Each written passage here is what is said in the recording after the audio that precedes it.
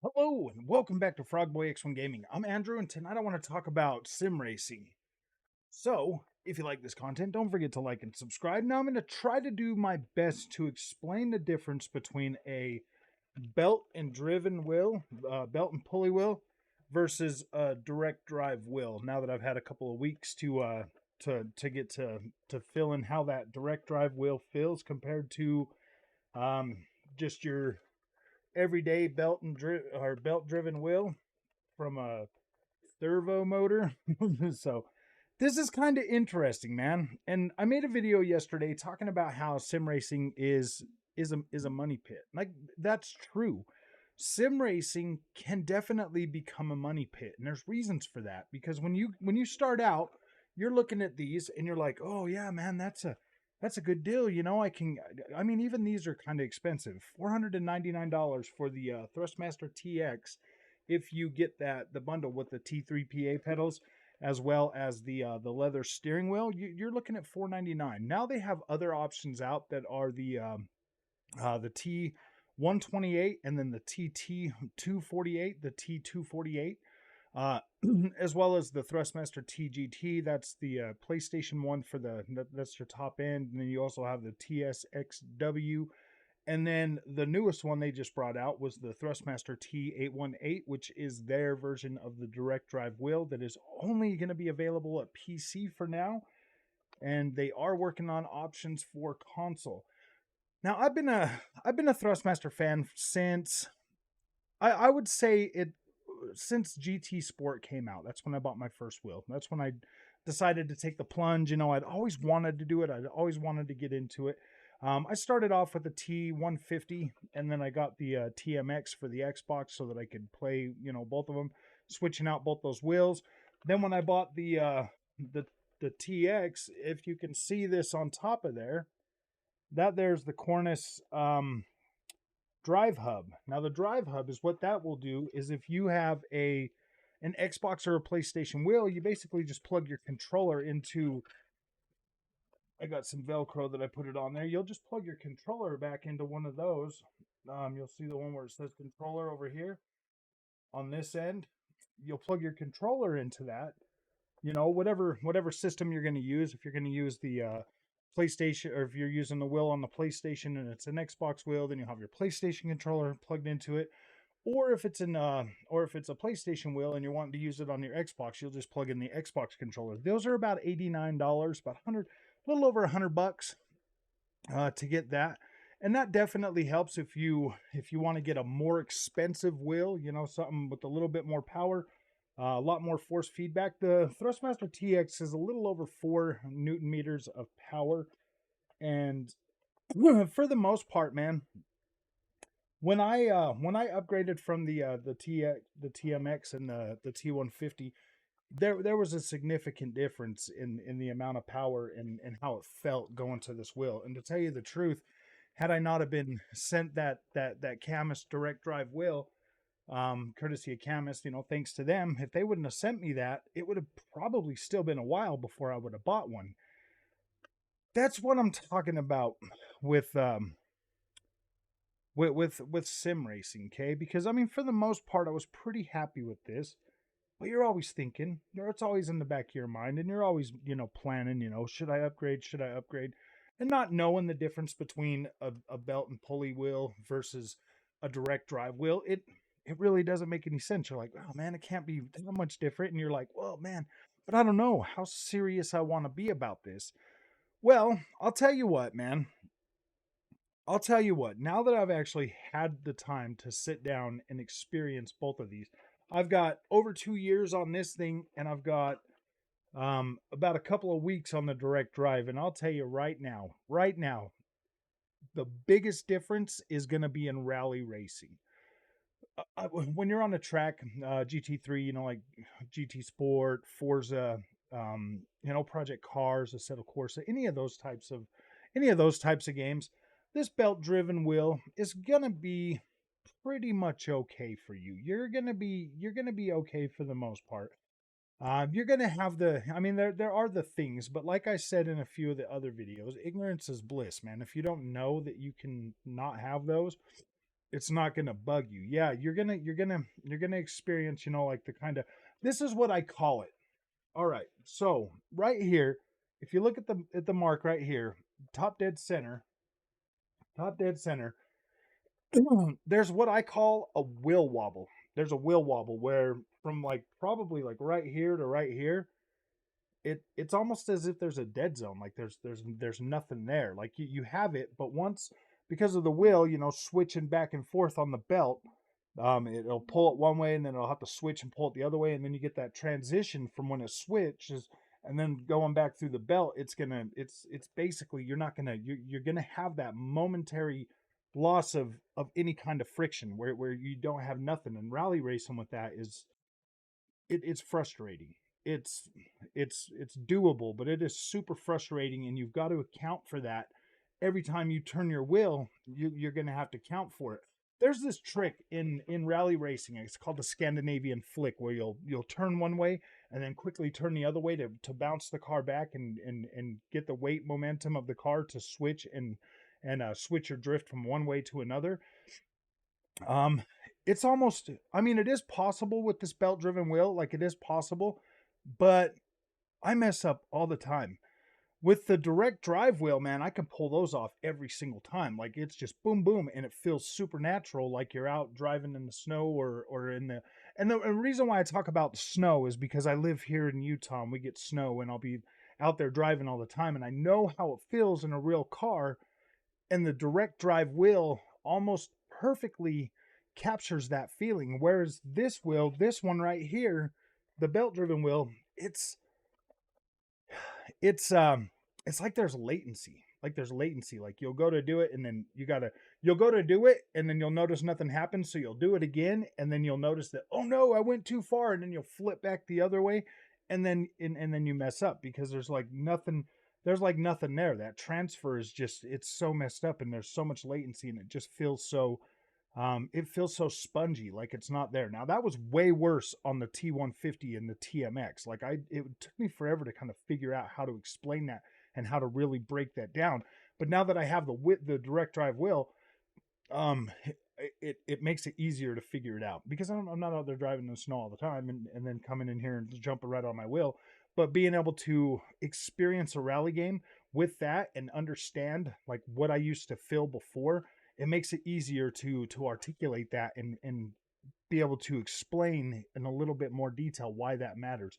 Now, like I said earlier in the video, with the belt driven wheel, you're gonna be okay on the track racing for the most part. Yes, you still will have that wobble thing, and the biggest thing that I find when I'm racing with this wheel is that sometimes you will be, because you can get a pretty decent amount of force feedback for this wheel on those types of games. On rally games, it literally just feels like noise. It just feels like noise on this wheel. But on track racing games, you'll get like the rumble strips and stuff like that, and it feels genuinely pretty good. I'm not gonna sit here and kick the Thrustmaster product. I'm not, because these do serve a purpose, and there are people out there that definitely. I encourage everybody, like whatever your price point is, to get into sim racing. Like you just don't understand how it feels until you actually feel it.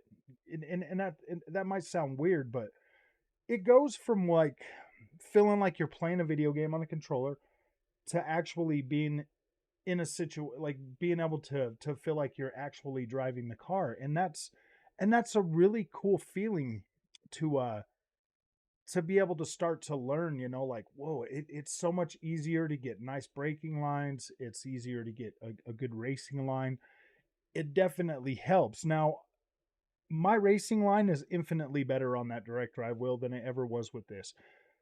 I,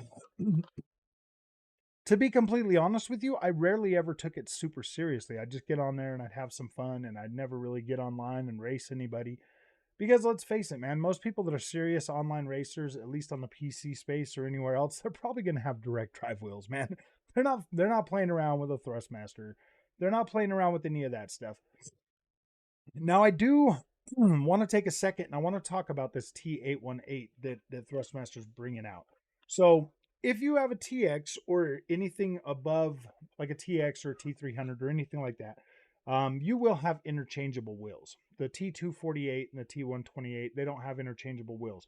But the TMX or the TX and anything above the TX or the T300, you will have interchangeable wheels. And there's a good potential that you might have bought some of these wheels.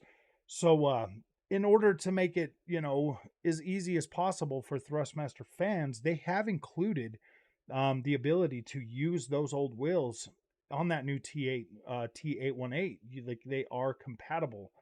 You can just put them off and put the little retainer thing on there that they have for it. I've watched a couple videos on that. I reached out to Thrustmaster to see if they'd send me one, and they completely ignored me. So that's cool. I mean, I've spent a pretty good amount of money in their brand, and I mean, like, to tell you the truth, I would have had no problem staying with Thrustmaster going forward. But now that I've got this Camus, man, this Camus, like, all it had to do was be better, even a little bit better. All it had to do was be a little bit better than the Thrustmaster product, and lo and behold, it is. And for the price of the T818 is like $650. For the price of the Camus and the wheel, you're looking at $650. So you get the wheel, the quick release, and the base for the same price as just the lower powered plastic made T818. Now that plastic, I'm sure it'll be fine. Like if you're coming from any kind of belt driven wheel or any of this kind of stuff, I'm sure the T818 will be just fine. And if you've already got the pedals and the wheel rims, that might not be a bad idea for you. But if you're, I mean, well, because you have to buy it on the PC anyways. But if you're going to the PC, man, and if you've already got like the Thrustmaster pedals, because that's what I'm using, you just have to buy a $25 adapter so that you can plug it into the USB, and then you could be able to set it all up, and you'll see just how off those pedals are once you calibrate them and everything. And you're like, wow. And they even feel much better after calibrating them. These pedals feel incredibly better than they ever did when I was using them just through the Thrustmaster, having them hooked up to the TX wheelbase and then run to the PC. Like they run way better, significantly better than they ever worked before on this. So I'm like, yeah, these are nice. I'll hang on to them for a little while. That's the difference, man. I think that that this here is the absolutely the cheapest entry point for a direct drive wheel with this much power. And with this one here, you get in there, you set the software, you could put it on 25%, and that still feels incredible. And I also want to draw some attention to the seat that I've got it set on, man. This Next Level Racing FGT, it does give a pretty good amount of flex. It does give a pretty good amount of flex, but it seems to be holding up pretty well with this thing. I have decided to keep my wheel in between, 25 to 40 at max power range, because it just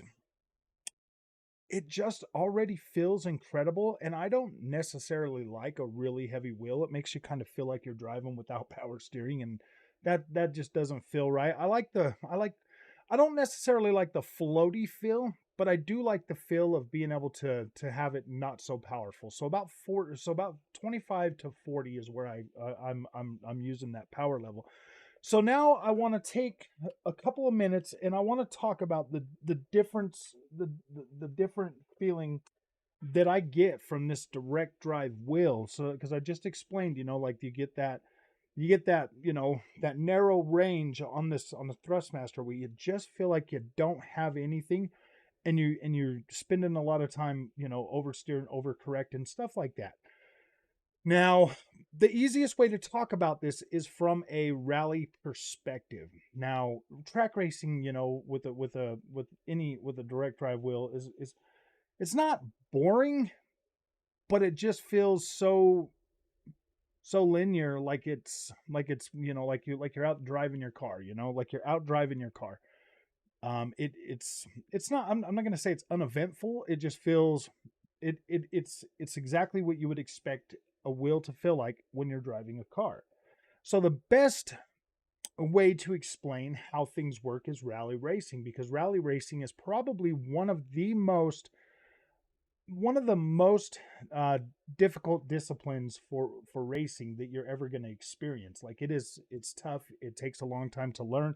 I'm still learning myself. I'm not like perfect, but I'm getting significantly better the more I use this direct drive wheel. Now with the Thrustmaster, it was more frustrating most of the time. Like I love doing it, and I'm like, gosh, I just want to do it. I want to do like a few runs. Doesn't matter if I crash or I wreck or anything like that. I just want to do a few runs because it's fun and it feels good.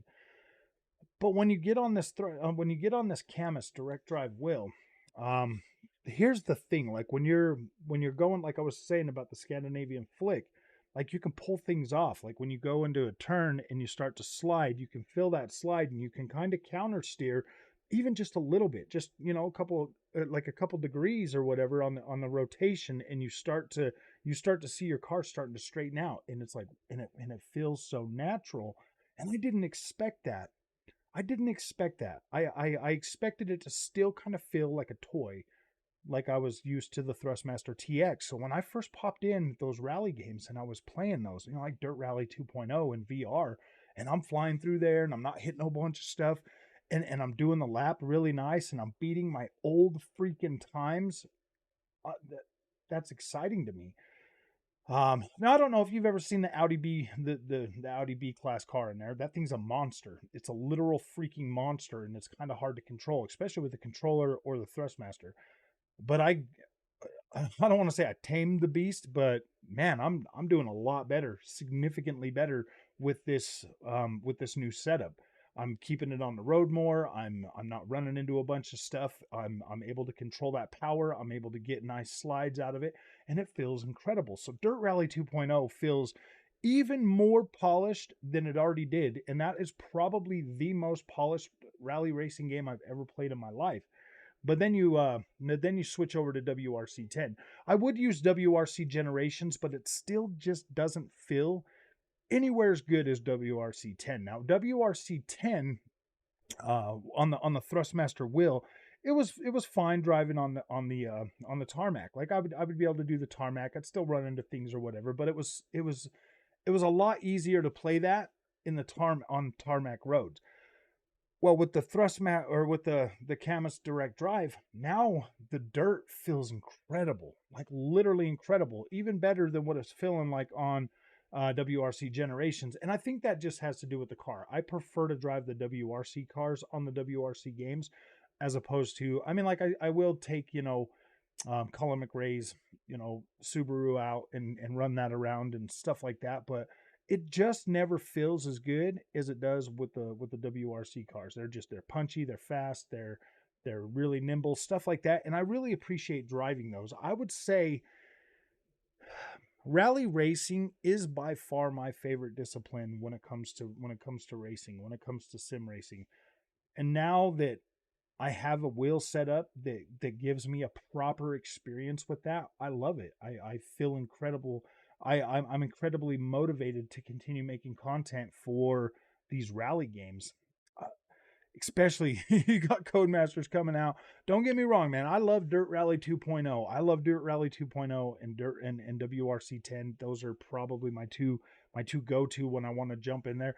I do like WRC Generations. I love Generations because it has all the tracks from all the previous games. So I love that. I love getting in there and being able to experience those. Like it's fun. I love rally racing. I love getting in there and doing the long rallies and just having some fun and doing that and like feeling how the car feels.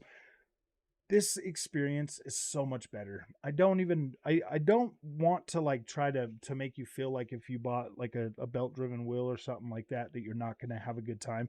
It is possible, but you're not learning how to feel how the car feels. You're learning how to feel how the game feels. You're learning you're making your mind learn muscle memory for a game with the Thrustmaster pref reel, and that sucks. And that sucks. It takes away from the actual muscle memory.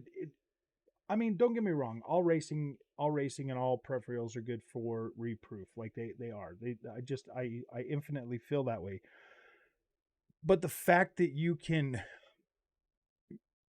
actually feel what your car is doing with a direct drive wheel and be able to feel very very fine detail, like when you're sliding across the dirt and you can feel that nice rumble with the bigger rumble effects too, like if you hit a dip or something and you can feel that, but you can feel, when you're sliding, you can feel that. And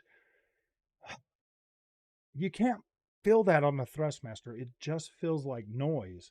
Like it just feels like noise, and that's frustrating.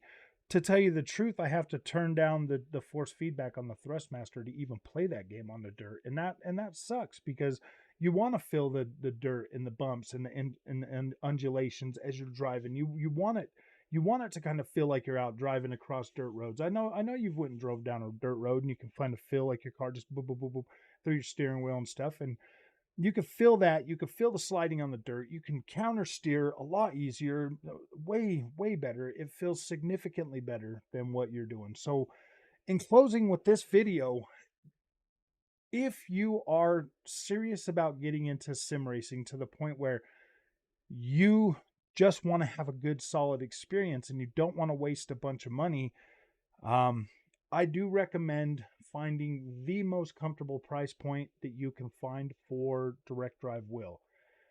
Whether that be you already had Thrustmaster products and you've got wheels and pedals and stuff, just find the most, what feels right for you. Because I'm at the mind where like Camus, if Camus can feel significantly better than anything I've ever played before, and it being like the new man on, I mean the new will to the party, um aside from like Fanatec and Thrustmaster and Logitech and all these other ones that are going to sell you a name. That's what I'm saying. Like, I don't necessarily think that you're going to find an experience as comparable to what I'm using with the Camus right now. um I mean, like, theoretically, you don't need the whole 15 Newton meters. Like, you don't need that. You don't necessarily need that. So you could go like 8 or 9 or whatever.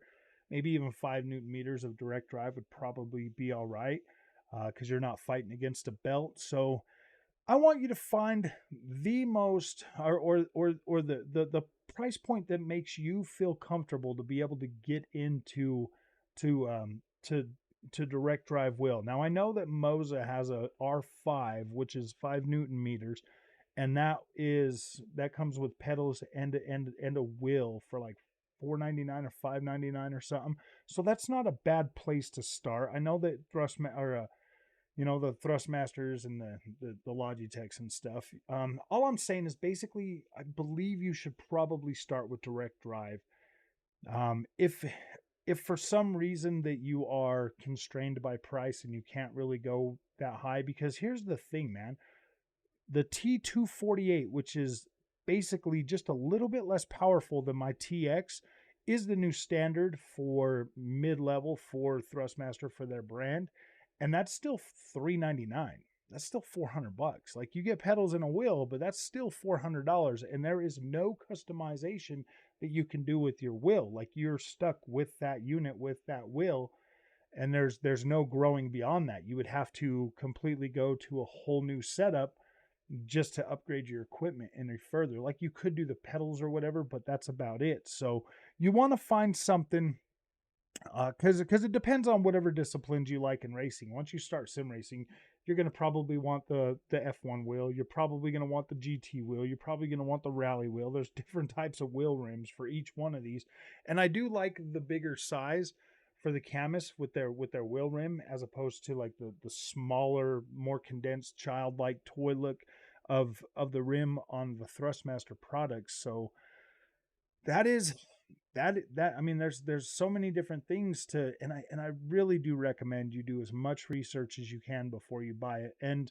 try to stay away from all the buzzwords, like, oh, and this the feelings this and the feelings that. Just don't get rid of all the buzzwords, because there's a lot of products out there that are going to cost you a lot of money, and there's some wheel rims that like Fanatec and all of these things that once you get into their ecosystem, you're going to buy their rims, their wheels, all of their stuff, and it's going to be it's you're going to be locked in that ecosystem. And I don't know if that's a bad thing. I mean, if Thrustmaster's perfect and you got the money, whatever, do it. If SimCube is better, do it.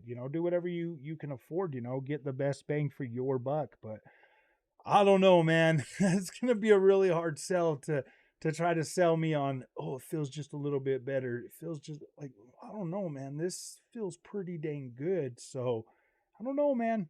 So that's basically where I'm at right now with this whole thing. I'm gonna do some more videos, as we go, and I'm gonna keep talking to you and try to inform you and help you out the best way I can when it comes to sim racing, because I just don't know, man. Like I want you to feel I want you to be able to get the right product that's going to give you the longest amount of joy, as opposed to getting you to buy a product that you're going to feel like, oh man, there's got to be something better. Yeah, I guarantee it. If you bought like even just this Camus, you would probably be like, whoa, dude, I never need anything better than this. Seriously, it just feels incredible. So all right, man. If you guys like this content, don't forget to like and subscribe. Let me know your feelings in the comments. Let me know how you feel, and if you want more content like this, I would really appreciate it. So, all right, man. We'll see you guys in the next one. Thanks for watching.